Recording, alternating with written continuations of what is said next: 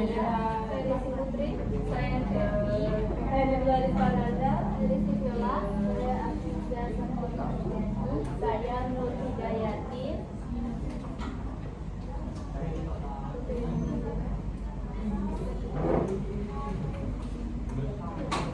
Baik, yang pertama ada pengertian. Menurut Peraturan Kepala Badan Pengawasan Obat dan Makanan Republik Indonesia nomor HK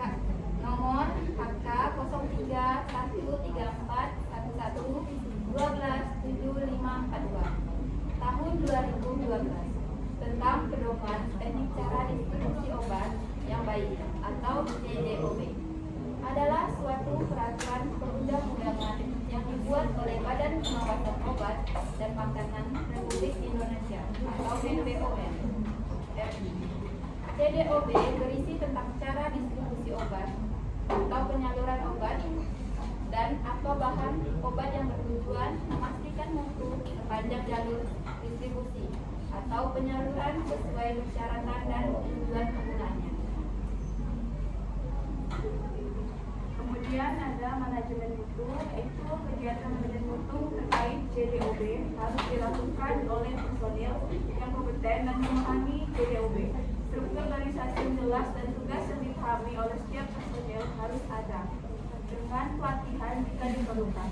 Kepala bagian harus memiliki wewenang dan sumber daya untuk menangani penyimpangan, serta prosedur keselamatan harus diterapkan. Penanggung jawab yaitu apoteker berkualifikasi dan telah terlatih harus memastikan PBF bersertifikat CDOB dan melakukan tugas dengan wewenang yang memadai.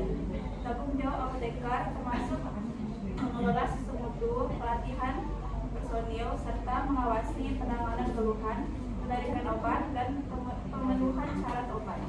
Personil lainnya harus kompeten dan dilatih, termasuk dalam identifikasi obat palsu dan penanganan obat khusus. Kebersihan PBF dan personil harus dijaga dengan aturan melarang rokok, makan, atau minum di gudang, serta kewajiban mengenakan pelindung khusus saat menangani keluhan.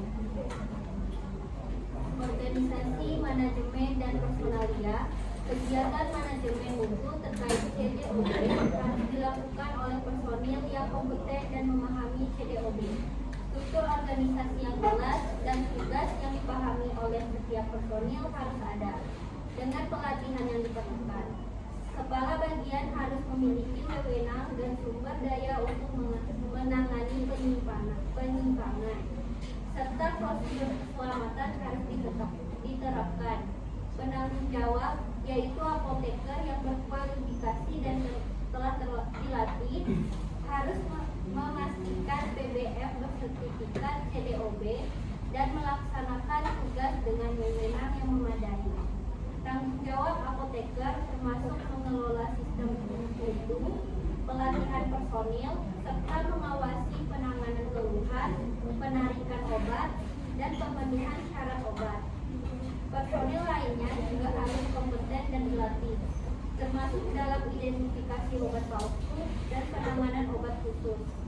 Kebersihan PBF dan personil harus dijaga dengan aturan yang melarang merokok, makan, atau minum di gudang, serta kewajiban mengenakan pelindung khusus saat mengenai produk berbahaya. Bangunan dan peralatan.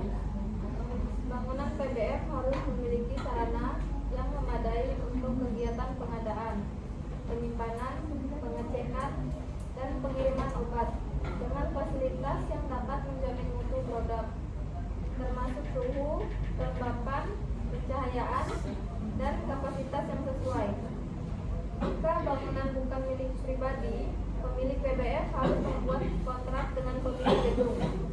PBF juga harus memiliki area khusus untuk produk rusak, ditolak, kadaluarsa, palsu, atau yang sedang ditarik, serta area khusus untuk obat-obatan seperti narkotika, prekursor, injeksi, dan bahan mudah terbakar. Selain itu, area buffer atau karantina sementara harus tersedia sebelum obat masuk atau dikirimkan dari gudang. Suhu dan lingkungan harus dikendalikan dengan prosedur dan pengecekan suhu dan kelembapan secara berkala. Dengan pengaturan suhu sesuai jenis obat, seperti gudang sirup pada 20 derajat Celcius, salep pada 25 derajat Celcius, dan obat steril antara 8 derajat Celcius dan 15 derajat Celcius. Peralatan penting seperti pendingin ruangan, termometer, dan genset harus tersedia dan dirawat dengan baik.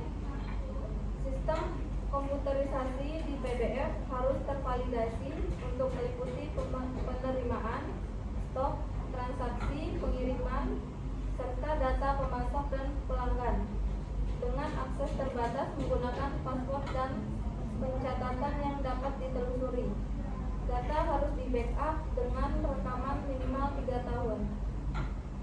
Operasional, PBF harus memastikan identitas obat tetap terjaga dan obat yang diterima berasal dari supplier yang memiliki izin sah.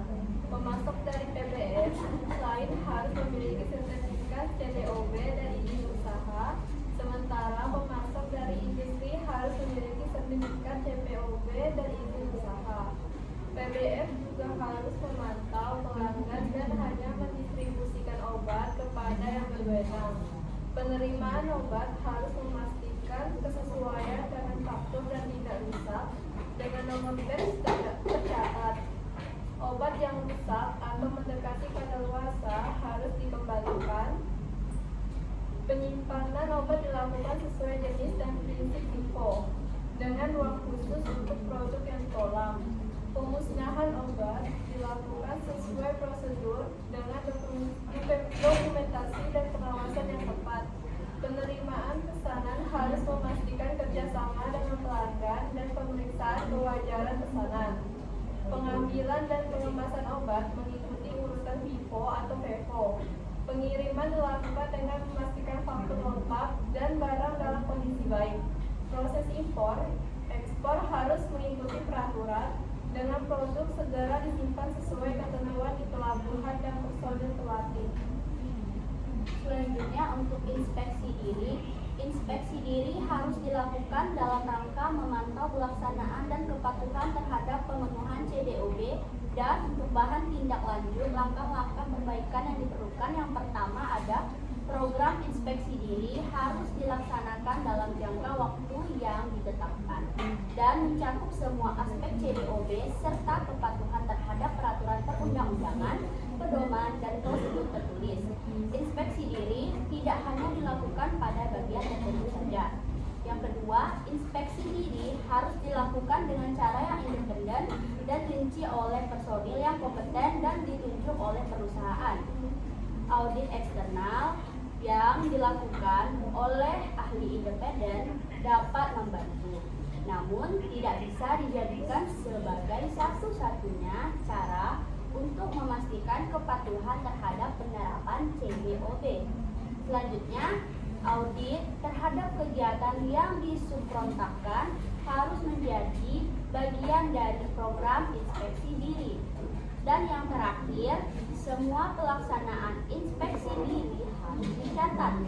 Laporan harus berisi semua pengamatan yang dilakukan selama inspeksi.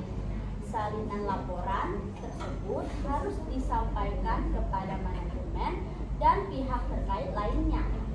Jika dalam pengamatan ditemukan adanya penyimpangan atau kekurangan, maka penyebabnya harus diidentifikasi dan dibuat CAPA. CAPA harus didokumentasikan dan ditindaklanjuti. Keluhan pengembalian diduga palsu, penarikan kembali. Semua keluhan dan informasi lain tentang obat atau bahan obat berpotensi rusak harus dikumpulkan, dikaji dan diselidiki sesuai dengan prosedur tertulis. Obat dan bahan obat yang akan dijual kembali harus melalui persetujuan dari personil yang bertanggung jawab sesuai dengan kewenangannya. Perlukan koordinasi dari setiap instansi, industri farmasi dan fasilitas distribusi dalam menangani obat dan bahan obat yang diduga palsu. dibutuhkan suatu sistem yang komprehensif dan menangani semua kasus termasuk cara penarikan kembali. Harus tersedia dokumentasi untuk setiap proses penanganan keluhan termasuk pengembalian dan penarikan kembali serta dilaporkan kepada pihak yang berwenang.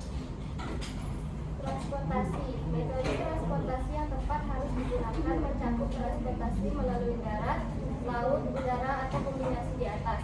Apapun mode transportasi yang dipilih, harus dapat menjamin bahwa obat dan atau bahan tidak ada mengalami perubahan kondisi selama transportasi atau yang dapat mengalami mutu. Fasilitas distribusi berdasarkan kontrak. Fasilitas distribusi prinsip umum berdasarkan kontrak semua. Kegiatan kontrak harus tertulis antara pembeli, kontrak dan penerima kontrak, serta kegiatan setiap harus sesuai dengan persyaratan CDOB. Untuk fasilitas distribusi yang menerima kontrak fasilitas penyibahasa Mandarin dari industri farmasi harus memenuhi persyaratan dalam mengatur ini dan persyaratan cara produksi obat yang baik. Kemudian bagian dokumentasi yang pertama ada pencatatan mutasi narkotika atau psikotropika wajib dilakukan dengan tertib dan akurat. Kedua, melakukan stok opnam secara berkala kurang-kurangnya 1 bulan sekali. Kemudian melakukan investigasi adanya selisih stok teman fisik saat stok opnam dan mendokumentasikan hasil investigasi dalam bentuk berita acara, hasil investigasi selisih stok serta melaporkan kepada POM Republik Indonesia dengan tembusan balai besar atau balai POM setempat.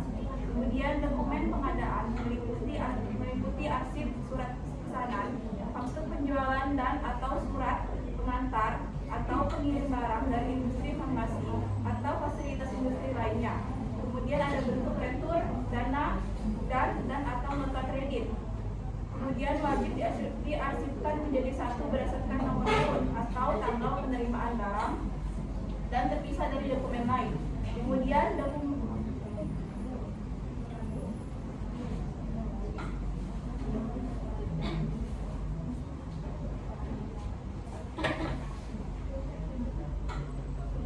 dokumen penyaluran meliputi surat pesanan, faktur penjualan atau surat penyerahan atau pengiriman barang, bukti rektur dan atau nota kredit wajib bisa diarsipkan menjadi satu berdasarkan nomor urut dan tanggal penyaluran barang dan terpisah dari dokumen produk lain.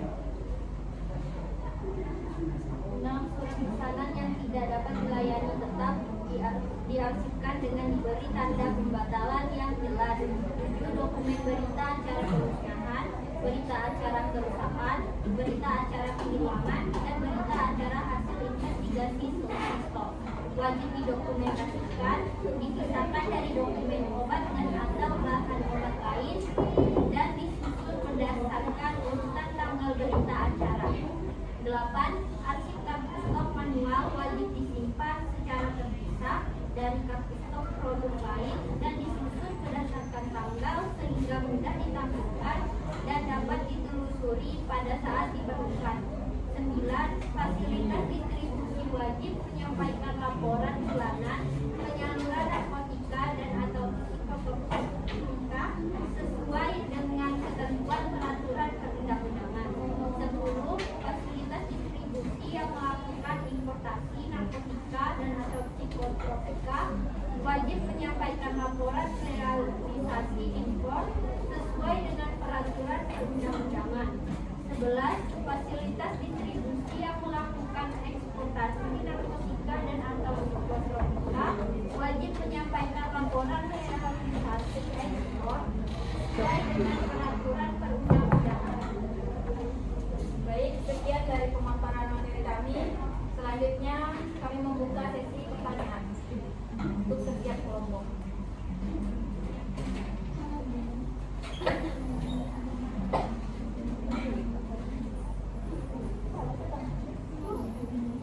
Untuk saudari Setiawanda, silakan perkenalkan nama dan kelompok. Kenalkan, nama saya Setiawanda dari kelompok 3. Pertanyaannya,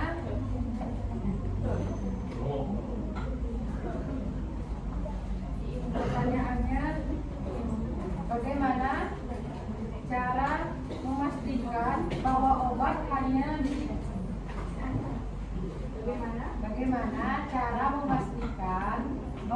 obat hanya didistribusikan kepada pelanggan yang berwenang dan berpercaya?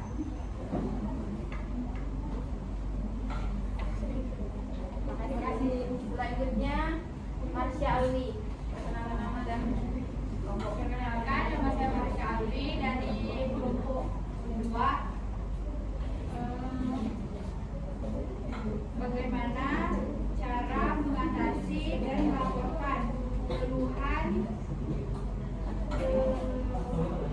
pelanggan terkait kualitas atau kerusakan obat yang diterima? Selanjutnya Hamiza.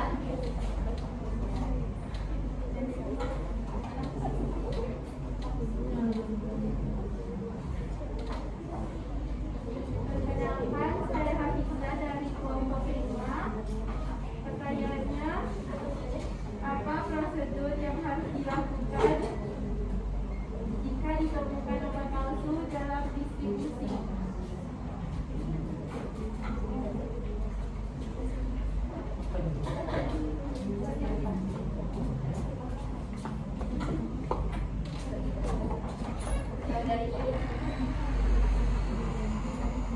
Perkenalkan, saya Iqbal Fitri dari kelompok 1. Pertanyaannya, bagaimana cara memastikan obat disimpan dengan baik di gudang, termasuk pengaturan suhu, kelembapan, dan pencahayaan yang tepat. Terima kasih.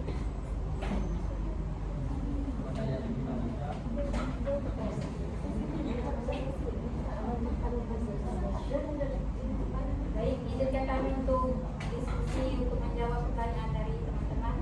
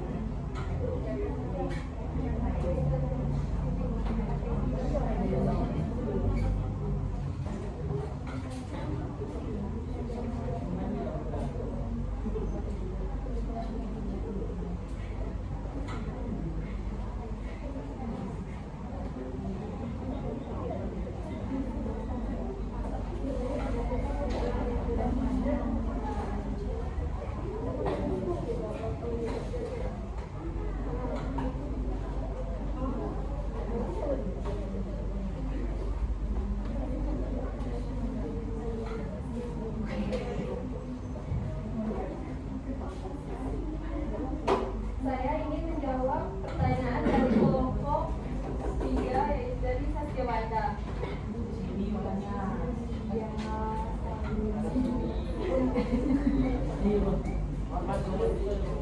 Pertanyaannya adalah bagaimana memastikan obat hanya sampai ke tangan yang tepat. Untuk memastikan obat hanya sampai ke tangan yang tepat diperlukan sistem distribusi yang ketat dan terintegrasi. Berikut beberapa langkah. Yang pertama yaitu regulasi yang tepat. Di regulasi ini ada izin edar. Setiap obat yang beredar harus memiliki izin edar yang dikeluarkan oleh lembaga terkait seperti BPOM. Setelah itu ada standar produksi.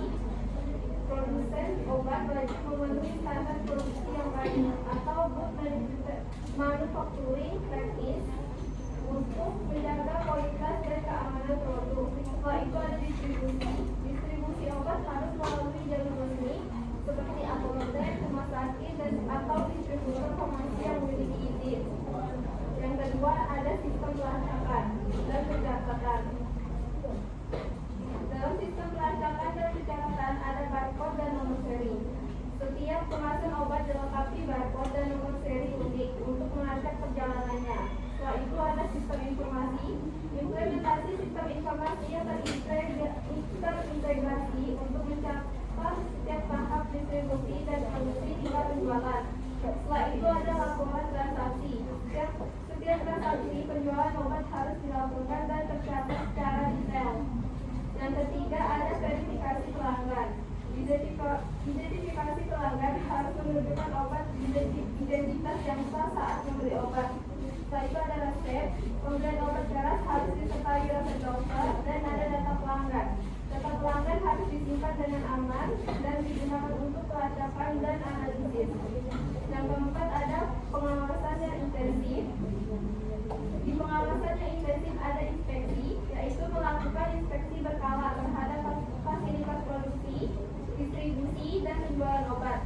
Setelah itu ada penindakan, memberikan sanksi tegas terhadap pelanggaran, dan ada kerjasama antar lembaga. Meningkatkan kerjasama antara BPOM, kepolisian, dan asosiasi farmasi. Yang kelima ada edukasi kepada masyarakat. Di dalam edukasi kepada masyarakat, pengetahuan obat, memberikan edukasi tentang cara memilih dan menggunakan obat yang benar. Setelah itu ada waspada obat palsu, memperingatkan masyarakat tentang bahaya obat palsu dan cara membedakannya. Yang terakhir ada laporan pengaduan, menyediakan saluran pelaporan yang mudah bagi masyarakat. Ya, terima kasih ya, jelas. Mama. Ya, baik, selanjutnya saya akan menjawab pertanyaan dari Marci Alwi dari kelompok 2. Pertanyaannya, bagaimana cara mendeteksi dan melaporkan keluhan pelanggan terkait kualitas atau kerusakan obat? Jawabannya, keluhan pelanggan terkait kualitas atau kerusakan obat adalah hal yang serius dan harus ditangani dengan segera dan tepat. Beberapa langkah. Yang pertama ada dengarkan dan catat keluhan pelanggan. Dengarkan keluhan pelanggan dengan seksama tanpa memotong pembicaraan. Yang kedua, tenangkan pelanggan. Tunjukkan rasa empati terhadap ketidaknyamanan yang dialami pelanggan. Yang ketiga, lakukan investigasi. Kumpulkan semua bukti yang terkait dengan keluhan seperti kemasan obat, resep, dan bukti pembelian. Yang keempat, berikan solusi. Jika bukti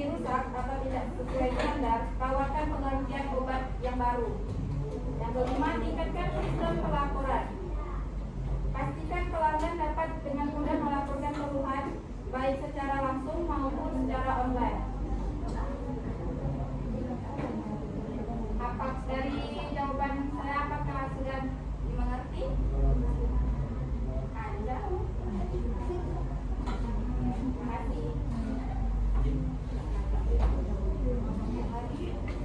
Terima kasih.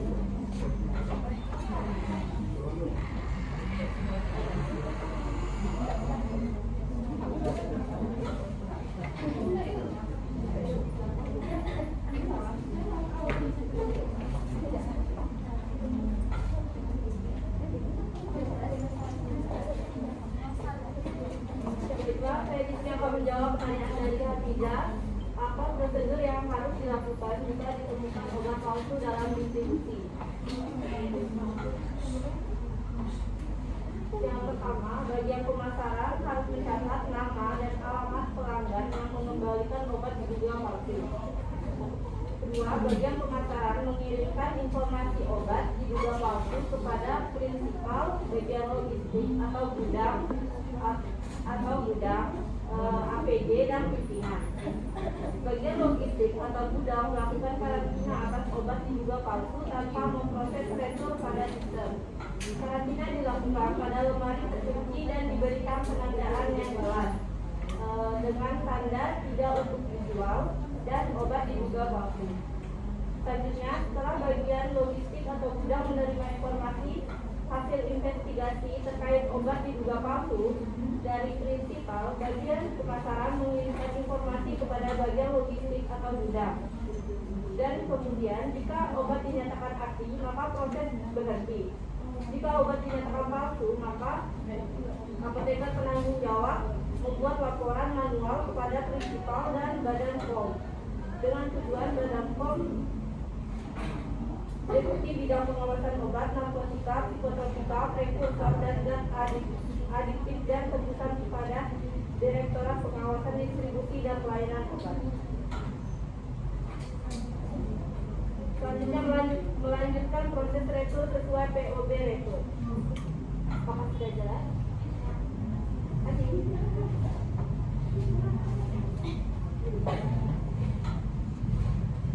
Pertanyaan selanjutnya dari Iin, bagaimana cara memastikan obat disimpan dengan baik di gudang, termasuk pengaturan suhu, kelengkapan, dan pencahayaan yang tepat? Untuk memastikan obat disimpan dengan baik di gudang, yang pertama pengaturan suhu harus sesuai dengan petunjuk penyimpanan obat. Menggunakan alat pemantau suhu yang rutin dicek dan dicatat. Pasang alarm suhu jika diperlukan. Untuk pengatur kelembapannya, digunakan alat untuk mengatur kelembapan agar sesuai dengan kebutuhan obat. Dicek juga secara berkala. Yang ketiga, pencahayaan yang cukup, namun tidak terlalu terang agar obat tidak rusak karena paparan cahaya langsung. Pemisahan obatnya berdasarkan jenis, seperti obat yang memerlukan suhu rendah harus di tempat khusus. Digunakan sistem FIFO untuk pengaturan stok. Lalu yang terakhir, pemeliharaan gudang harus rutin diperiksa dari alat pendingin, pencahayaan agar semuanya berfungsi dengan baik dan obat tetap terjaga kualitasnya. Apakah sudah paham? Ya, terima kasih Desi.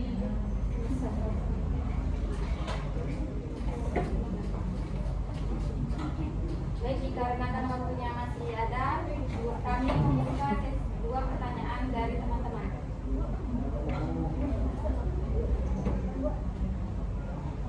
Oke, saudari Dimas.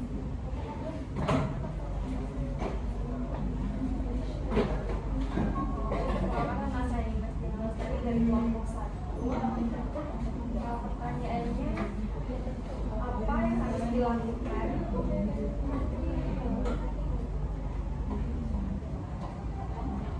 jika ditemukan obat yang rusak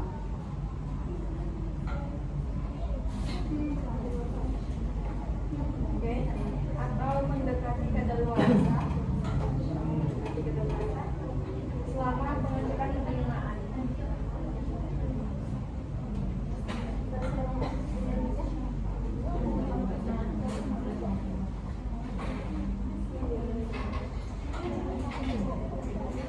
Oke, selanjutnya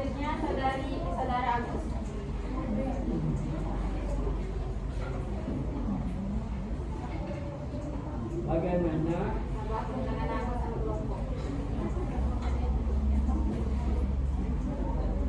Silakan sahabat madrasah dari kelompok 5.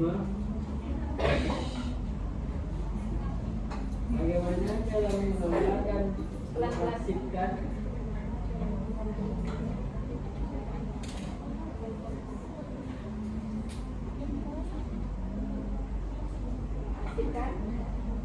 dokumen terkait distribusi obat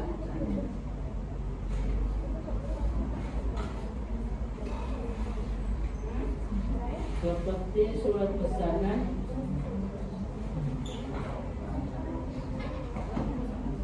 Pesanan. faktur, dan dokumen pengiriman.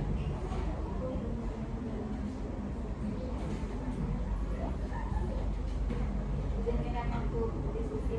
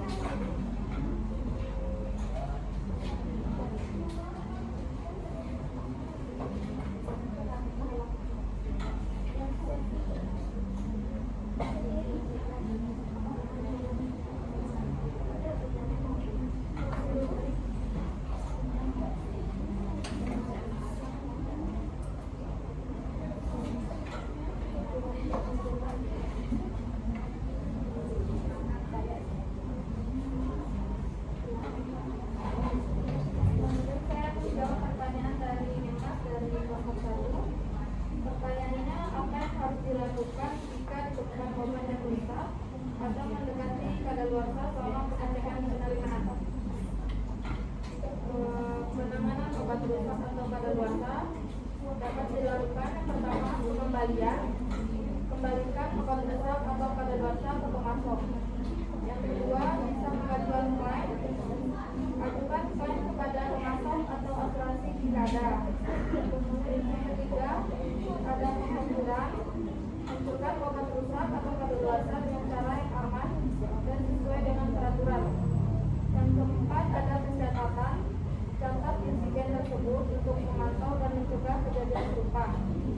Yang kelima, ada pelaporan, laporkan insiden tersebut kepada BPOM atau lembaga berwenang lainnya jika diperlukan.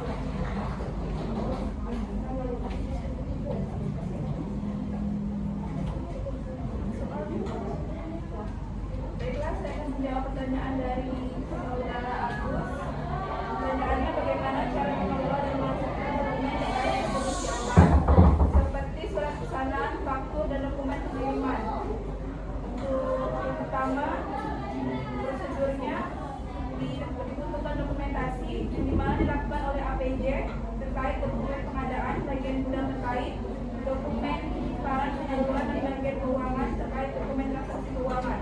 Kemudian ada seluruh dokumentasi bagian distribusi dilakukan secara manual dan elektronik. Kemudian APJ akan menyimpan dokumen pengadaan selama 3 tahun atau dokumen pengadaan terdiri dari 2. Pertama ada satu rangka hasil surat pesanan dari pelanggan, kemudian kedua ada surat rangka pesanan surat jalan atau faktur penjualan dari pemasok atau surat penyerahan barang atau SPB. Kemudian ada pengarsipan surat pesanan manual dilakukan dengan cara diurutkan berdasarkan nomor urut surat pesanan. Kemudian ada bagian gudang yang akan menyimpan dokumen bagian penyaluran meliputi 3 tahun. Ada kartu stok manual elektronik, kemudian ada catatan monitoring suhu dan kelembapan, kemudian ada catatan kebersihan. Kemudian ada dokumen penyaluran yang terdiri dari 1 rangkap surat salinan pesanan dari pelanggan. Kemudian yang kedua ada 1 rangkap salinan faktur pengiriman atau surat jalan atau surat penyerahan barang. Kemudian ada 1 lagi surat rangkap catatan produk kembalian atau recall jika ada. Kemudian ada pengarsipan dokumen penyimpanan dan penyaluran dilakukan secara yang dengan cara disatukan kecuali untuk dokumen elektronik. Kemudian yang terakhir ada pengarsipan obat golongan narkotika, prekursor atau OTP dilakukan terpisah dengan obat lain. Apakah sudah jelas? Baik, sekian dari pemaparan dan tanya jawab kami. Jika ada salah kata, mohon dimaafkan. Wassalamualaikum warahmatullahi wabarakatuh.